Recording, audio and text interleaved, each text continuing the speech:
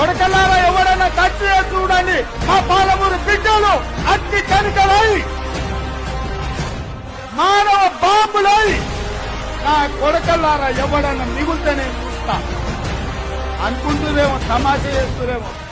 వానో వీనో సందులల్లా సకల కూడా పెట్టి ఏదో చేద్దామని ఒక్కనొక్కని పండబెట్టి తొక్కి పేగులు తీసి మెడలేసుకొని ఊరేగుతాం బిడ్డ ఎవడని ప్రభుత్వం మీకు వస్తే.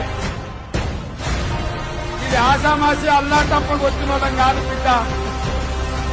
నల్లమల అడవి నుంచి తొక్కుకుంటా